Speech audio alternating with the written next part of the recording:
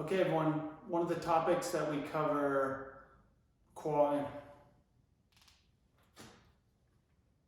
Alright, today this video is going to be talking about eccentric overload training. One of the topics that we talk about a lot at the Strength Conditioning Principles Conference is why you would use an eccentric, and I think people have a really bad understanding of how they would apply eccentric overload. And so this video is going to be piecing together all of these questions that we have about eccentrics. So first question, what are they? What is it? What is eccentric overload? Number two, why would we isolate the eccentric muscle contraction by itself in relation to the full dynamic movement? Number three, how to calculate the appropriate load. Most people don't understand how they would calculate the appropriate load for an eccentric. Number four, risks and benefits associated. This is a really big topic. With any exercise choice that you make, we always have the risks associated with it, and we also have the potential benefits associated with it, so we're going to cover those for eccentrics. Number five, should I move fast or slow? Do we have to only move slow when we're doing an eccentric muscle contraction, or can we move fast? Number six, talk about useful movements that I think are helpful for climbers, specifically if we're talking about loading eccentrics, which ones are going to give us the most return on our time. Number seven, the set rep schemes and the rest associated with commonly used protocols with eccentric overload training. And then last, number eight, specific examples. Then I'll go through and show you how to overload each individual exercise that I think is going to be helpful.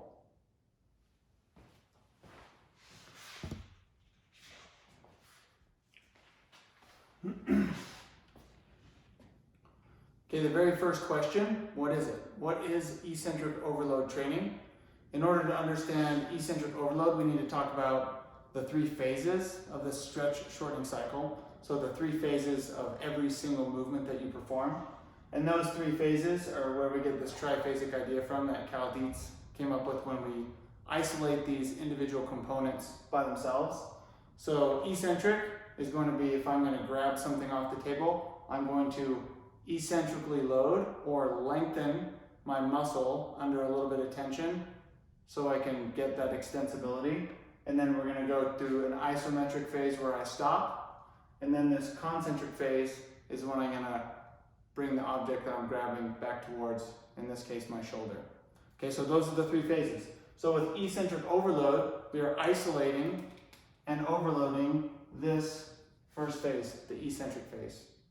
By definition, the eccentric overload refers to that the external load, so the actual amount of load that I'm trying to move, is greater than the actual force I can produce in my muscle. So a really easy example to think about this is doing a bicep curl. And if you're doing a bicep curl, you'll see people doing a curl and then they will just lower it down very slowly. Right? That's not a proper application of eccentric overload. All that is lowering into extension, lowering eccentrically at a very low velocity. But that does not fit the principle of the external load being greater than the muscle force can actually produce, because in order to get in that position, we shortened the muscle fibers concentrically and actually lifted the load. So just by moving more slowly in the eccentric phase is not the appropriate way to use eccentric overload training. It's very commonly talked about when we do set or we do tempo work. We do 1 second and then 2 second lowering. The whole goal of trying to do that is to create more mechanical tension inside the actual muscle fibers. We're going to talk about that here in a second. But that's not the appropriate way to use eccentric overload. In order to do eccentric overload, you have to have a load on your body or the implement that is greater than you can actually shorten. So in that case, it's kind of scary almost. It's more of a movement that can't be taken lightly because there's some risks associated with it that we're going to talk about. So another good example would be doing a pull-up. So if I have a pull-up 1 repetition max that I can do all the way up, lowering slowly down is not an appropriate use of an eccentric overload. I would have to calculate my additional load, and I would have to start here, and then I would have to lower an extension.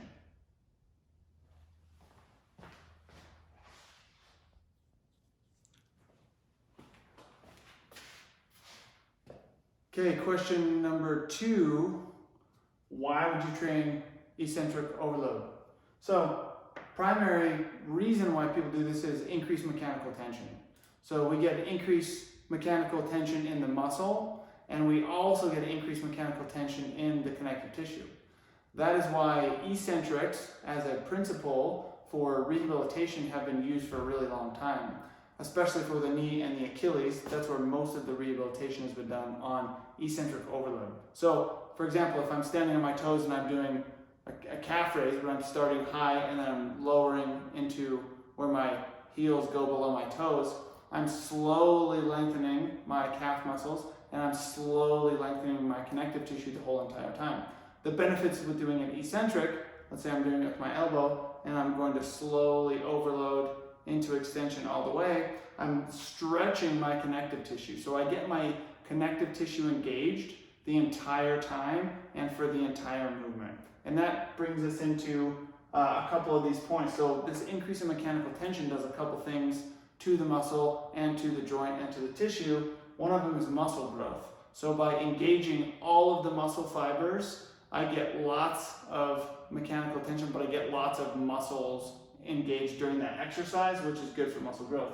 Number 2, connective tissue strain and density. So the density component is all about taking the connective tissue and very slowly stretching it over time, and it pulls on all of the individual wrappings around every muscle fiber, which turns into my tendon. So that's how these two things go nicely together.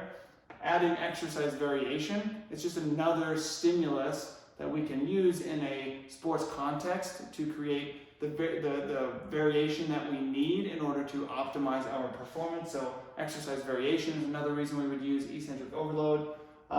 Loading the spring, which has something to do in very close relationship with connective tissue. So I'm essentially loading my spring and making my spring more dense, increasing the size and increasing the potential of that spring. So loading my spring and training to slow down, right? A lot of times with the dynamic movement, if we're doing something like a jump or we're doing something like a pull very fast, we have to load our muscles in extension very quickly, right? And the only way we can train our muscles to load very quickly and absorb the force, if let's say we're in a bouldering competition, we have to somehow jump off a hold and land on another hold with our arms like in a campus style move, and we have to absorb that force very quickly. We have to train our eccentric overload so we can absorb that force. So then when we do that movement and the force is much lower, we can absorb it very quickly, right? And then we can get out of that movement very quickly as well. And that's something we'll shoot on another video. So those are the reasons why you would train eccentric overload.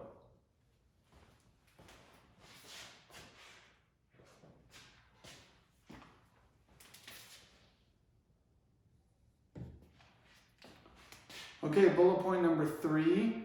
How do I calculate my eccentric overload, the load itself, to do it appropriately, okay? So we've shot a video about this already, but remember there's a couple different ways that are the easiest way to test your maximum strength in a given movement. So 3 of the ones that we'll talk about at the end of this video that I'll shoot some videos of that we're gonna do that are good for climbing, I think, is a pull-up, is a finger curl, and then is gonna be a bench press. And those are the ones that we'll use. For this example, we're gonna use the pull-up. But remember, the ways that I like to test, or that are the easiest to test 1 repetition maximums, are either with an isometric, which are grabbing onto something and pulling hard as you can down, right? Or the old school way, where if we're talking about a pull-up, we'll add load to our body and do 1 repetition, right? So your 1 repetition max is the number you're going to use to calculate your eccentric overload additional load. Okay, so ISO maximum. So if we use an isometric maximum, if you do the test with 2 arms, you'll just use that number. If you do the test with 1 arm, you'll add those numbers together, right? So you get both arms. And so if it's an isometric maximum, we use a 15 to 20% increase in that number as our eccentric overload number. Because an isometric is over a concentric by about 10%. So if we're using an isometric maximum as our way to test that movement, we're going to use 15 to 20% increase in that number. okay? If we're doing a concentric maximum, so the traditional, add load to your body and do a 1 repetition max, then we're gonna add 25% on top of that maximum to find the eccentric overload number. Okay, so the only difference between using the isometric and the concentric is the isometric has already a 10% increase compared to the concentric built into it based on the movement, okay? So here's the example, so you're not confused. So here's a pull-up example. So let's say a pull-up, 200-pound maximum, one repetition max pull-up. So we'll say I weigh 150 pounds, me with 50 pounds added to my body, I can do one pull-up with that much load. Okay, so that would be my 1 repetition maximum. That equals 200 pounds. So my body weight plus 50 pounds added to me is my 1 rep max. In order to find my eccentric overload, remember we would start over the bar, whatever grip you want, start over the bar, and we're gonna lower into extension, okay? So to find that weight, all I have to do is take 200, multiply it by 0.25, and find what is 25% of 200, which is 50 pounds. So for my eccentric overload, I would do 250 pounds, which is plus 50 pounds to my concentric, right? So I know that if it's 250 pounds, there's no way I can do a pull-up if this was my maximum with 250 pounds. So I would start with my head over the bar with that additional 50 pounds on top of my body, well, in this case, 100 pounds on my body, and I would lower into extension. And that's how I would apply the eccentric overload to that movement.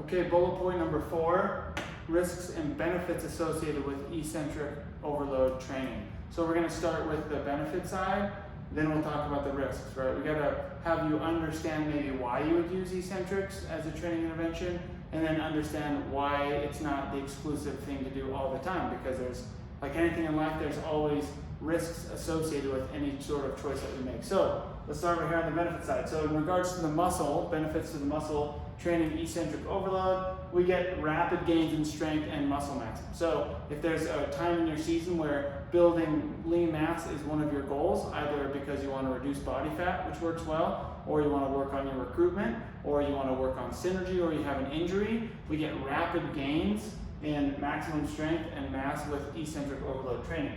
We get bullet point number 2, increase athletic performance, and that has to do with dynamic performance. So we get more change of direction ability. We get the ability to, if we're doing dynamic types of movements like campusing or moving quickly on a wall, we increase our overall speed of force production. So we get good dynamic performance improvements with training eccentrics. Bullet point number 3, we get greater cross-sectional effect, cross-education effect. So we get side-to-side transfer of strength gains. So if we're doing one-sided types of training, like we'll do with the fingers, I'll show with the finger flexors, we get a greater cross effect to the other side with the crosstalk of the body with eccentric training. Bullet point 4, we get shifts in the length-tension relationship to long muscle lengths. And that's because when we do this lengthening, this overloaded lengthening contraction, we really load and stretch out the connective tissues very slowly, which translates to us getting better sports transfer or strength transfer gains in that long muscle length. So we get a shift in the length-tension relationship to those long muscle lengths. We get an improvement in mobility. So if you're worried about stretching your tissues or getting better mobility or range of motion in general in any specific movement, loading it or overloading it is probably a better intervention than just getting to a long muscle length and stretching at a low intensity, because remember, with an eccentric overload, the intensity naturally is really high. So we already have that built into the system, and we're going to talk about why maybe that's risky as well. So you get an improvement in mobility. You get reduced sarcopenia, which has to do with the actual size of your muscle cells and the breakdown. That's more of like an elderly or a clinical population, but we see reduced sarcopenia. We get a reduced fall risk. Again, that's from muscle size and muscle strength. Dealing with clinical populations, the neural benefits here, we're going to get greater neural adaptation. And this greater neural adaptation goes really well with rapid gains in strength and mass. That's part of the reason. So those are some of the benefits associated with eccentric training or eccentric overload training. Now let's talk about the risks. So risks, number one, increased exercise-induced muscle damage. So because we get that long stretch of the connective tissues, we get myofibrillar, or the actual muscle and fiber and connective tissue tearing and breaking apart happens way more with eccentric overload. Because again, the principle that you want to understand is if you're doing an eccentric overload, you're literally applying more load to your system in a movement that your body cannot produce that much force in. So it's an overload, right? So we run into the risk of getting more exercise-induced muscle damage. Number two, you get an increase in delayed onset muscle soreness. So you get more soreness associated with eccentric overload training. So that means it reduces overall training volume. So you can't just stick with eccentric training because you're going to be sore all the time. And this third bullet point, you're going to get impaired function. So you get a dramatically impaired function with these two. We get muscle damage associated, we get really sore muscles and joints, and then we get impaired function. And the impaired function can last 2-3 days after a really aggressive eccentric overload training session. So this is not a good choice of a training intervention before a competition or the day before you go outside and do one of your projects. You would use an eccentric overload or eccentric only training in a time frame where you can tolerate getting sore and you can take a couple rest days afterwards, because it's really going to impair force production, range of motion, proprioception, athletic performance, right? That doesn't mean that you never want to use it now, right? That means that you want to use it at a very selected time in your training cycle when you can tolerate it and your body can recover. And the very last one is that you increase the injury risk potential, right? It's always more dangerous to put more load on your body than your body can tolerate, right? In a lot of cases it sounds kind of ridiculous, but that's the type of nuance that we might need for an athlete that has a lot of training history to get them to that next level of their strength or building their tendon density, etc., okay?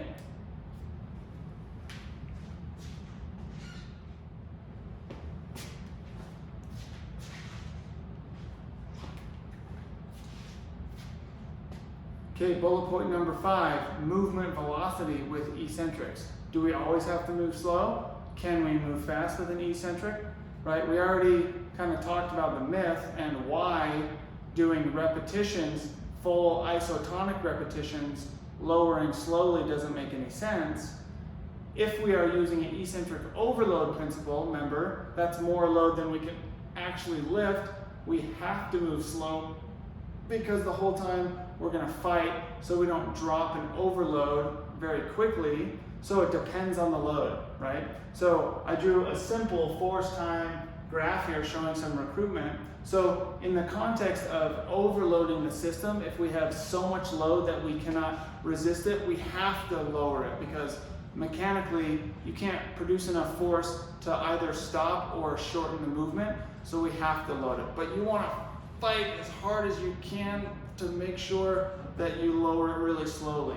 Because if we have a load that's that high and we lower it very fast, that's a really good way that you're going to get an injury in the connective tissue at one of the attachment points, in this case the bicep muscle. But that does not mean that loading an eccentric rapidly is not a good idea or useful, because it is. But in that context, you would not use an overload weight. You would not use an overload type of maximum number. You would use a sub-maximal number. So you would use, let's say for our example, we would do the chin up, we would load very quickly with just body weight, not with the 100 pounds that we calculated to do an eccentric overload intervention on a pull-up bar. So usually when we talk about a force time curve, in order to produce lots of force, it takes a long time. So the same thing would apply for an eccentric overload. If we're producing lots of force or overcoming a massive amount of force that we can't produce, it's going to happen at a very slow time. If we're using a lower force though, we can make it happen very rapidly. And in the context of eccentrics, there's a time where loading very rapidly, like a drop, a box drop, or I call them bar drops, where you would drop onto a bar very quickly and absorb the force, then we are training not so much maximum strength and muscle mass and size, we are training the rapid force absorption. So how quickly can your muscles load force and stop that force? That's a really good application for training eccentrics, using eccentrics almost exclusively. So these are two contexts. So if we load slow with an eccentric, we're going to really work on density. So we work on the actual connective tissues, how long we load the connective tissues, stretch them and break apart their individual fibers or the attachment points between them. And if we load eccentrics very fast, remember we're going to use less load. Make sure I make that really clear so people don't overload the speed part. So we're going to use less load if we're loading fast, but when we move fast with the eccentric, we're really targeting performance. Usually the slow loading overload eccentrics are for rehabilitation contexts, and the fast eccentric loads are going to be for sports performance.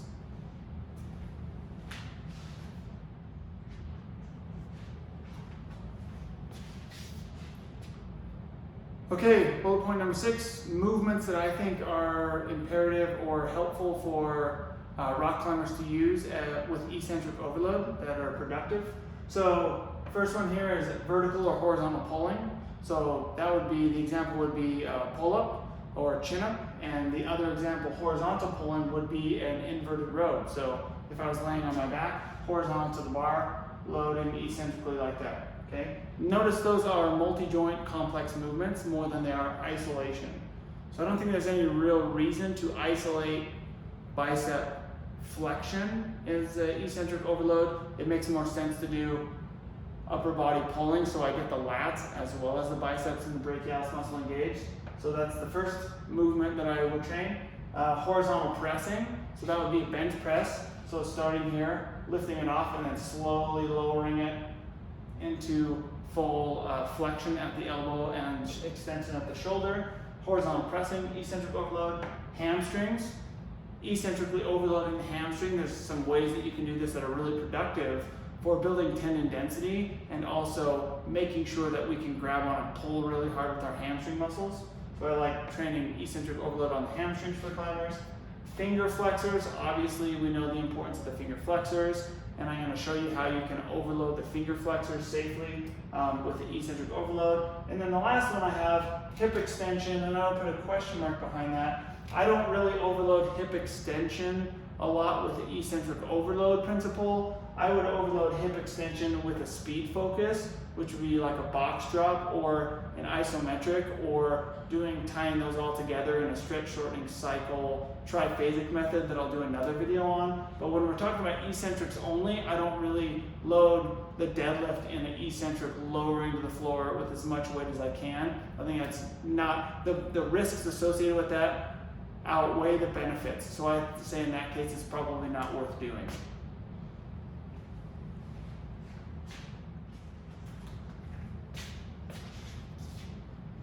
Okay, bullet point number 7, sets, reps, rest, frequency, one I didn't write up there, but I'll write it up there, with eccentric training, eccentric overload. So I wrote up 2 general ideas. One would be for a newbie, someone that has done some training but not a lot of eccentric training, and someone that's experienced or an expert that has a good training history, they can tolerate more mechanical loading. Here's some general suggestions.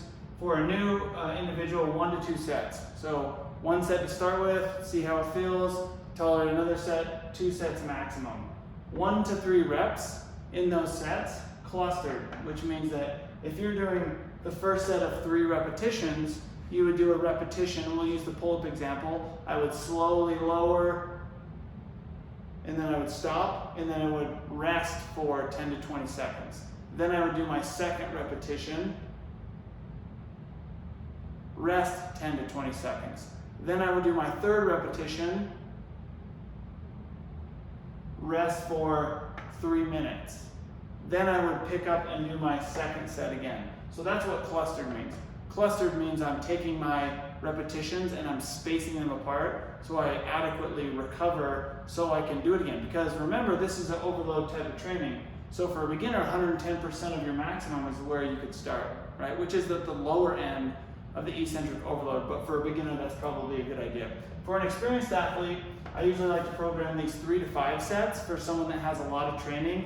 I just wrote a program for someone that's doing a pull-up competition and trying to get a new pull-up maximum number, so he does lots of pull-ups and is very experienced. He can tolerate 5 sets of eccentric overload. But someone that doesn't have that much experience in that movement, 3 would be a more appropriate number, but 3 to 5 sets, 5 repetitions. Again, I would still cluster those repetitions because the maximum is going to be greater. We're going to use 125% or 130% of their concentric maximum to do an overload. So we would do 5 reps, so you would add, in our context, the example that we gave earlier, it would be a 250-pound slow eccentric, right, chin up, and then I'm going to be off the bar for 10 to 20 seconds, then I'm going to step up on a platform, start here, and then do the same thing, lowering into extension. Separate each of those repetitions by 10 to 20 seconds, then I'm going to take a couple minutes rest between each set, and I'm going to do 5 of those sets. So if we were doing a full eccentric program, you could do a couple different exercises. You could do vertical pulling. Let's say you did 3 sets of 5 repetitions, this movement with good rest between, then you'd be done. Then you could do some finger flexors, then you would be done. Same set rep scheme. So you could do a couple exercises in a session that would be eccentric overload, but the one thing that you want to remember that I put here, for a beginner, you'd probably take 3 days of rest afterwards.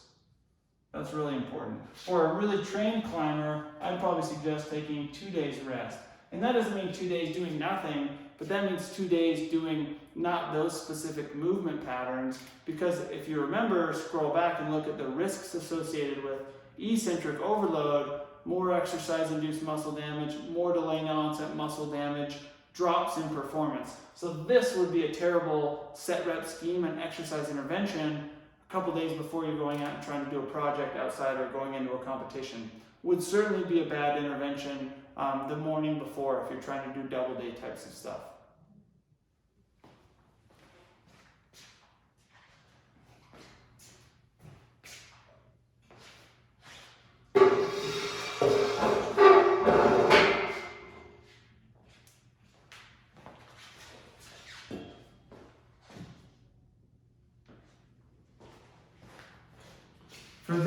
For this specific example, we're going to do a vertical pull eccentric overload. I'm not going to use an actual load on top of my body since we talked about how to calculate it. I'm not warmed up today, so I'm not going to literally overload myself. We'll shoot videos on that later for Instagram, but I'm just going to show you what you would do. So it kind of becomes cumbersome. It's kind of pain in the butt because I have to add this load to my body and I somehow have to get my chin over the bar if I'm loading eccentric as an overload. Okay, so I'm going to use something to stand on. So I'm going to stand up on something, and then I'm going to start here with my chin over the bar. Let's say we're doing a chin-up variation, and then I'm going to lift my feet off, and then I'm not going to be able to hold the load. So in that case, I literally lower down slowly on purpose to show as an example, but if I was doing the eccentric overload appropriately, I would not be able to hold on and lower slowly. I would have to lower slowly because I would try to fight the whole entire time, okay? So that's the example with a bar, and that's just a chin-up variation. You could also do it with the prone grip or neutral or regular pull-up grip. You could also do it with the neutral grip where you're going like here, right? So if you wanted to do, if you were an expert level and you want to do 3 variations, you could change the grip position.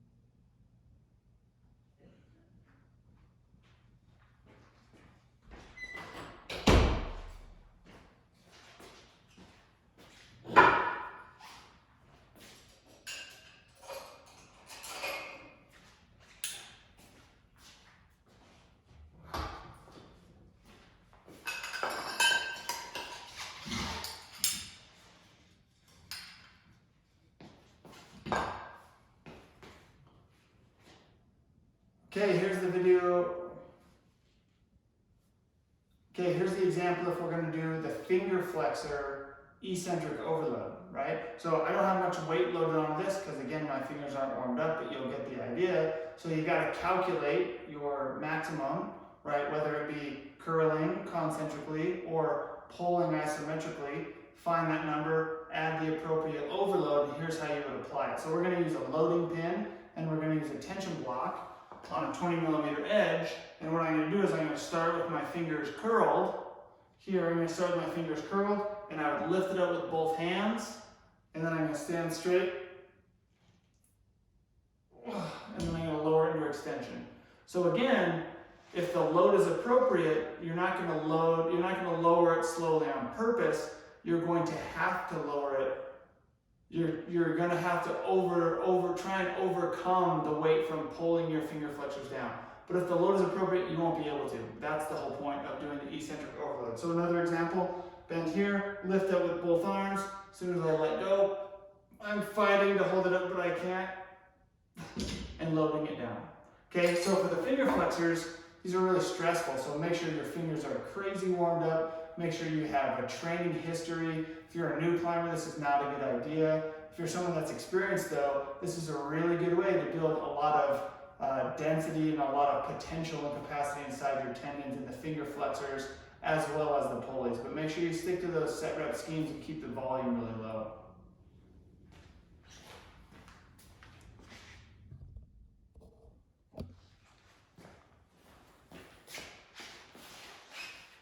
Okay, here's the quick video on how to do an eccentric overload with the bench press.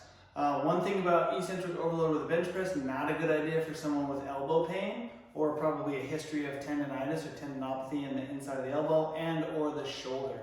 Primarily because this position here when we load all the way with the bar to our chest puts a lot of inner stress on the elbow as well as a lot of stress on the front tip of the shoulder, right? So I wouldn't suggest this exercise for those two subpopulations. And so here's how you set it up. Obviously this isn't an eccentric overload for me because we are just shooting this video, I'm not warmed up. But again, when I lift the weight off and hold it, it would be a weight that I could not hold and I would have to lower it down very slowly, right? So you don't want to start with your arms in full extension with this movement. We want the elbows to have a little bend in them, and then it's a weight that's going to be so heavy you have to resist it falling and crashing down. The one thing that's a real pain in the butt with eccentric overload with a bench press is I can't push the weight back up. So if you had, in powerlifting types of settings or weightlifting settings, they have two guys or two girls on the side of the bar and they'll lift the bar back up for you, right? So if you're by yourself, this becomes kind of a pain of an intervention, but really productive if we're trying to create lots of force or remember cross-sectional area or maximum strength for compression types of movements. So here's what it looks like. So we would lay down, lift it up as max as we can, and we can't hold the weight, so it's going to slowly lower all the way down. But remember, I can't lift this back up, so I'm not going to do so. I would roll it out of the way, and if I was by myself, I would have to sit up and lift each side back up on the bar, right? Which could be your 10 to 20 seconds between for your cluster set. So that's how you would use a bench press to do an eccentric overload.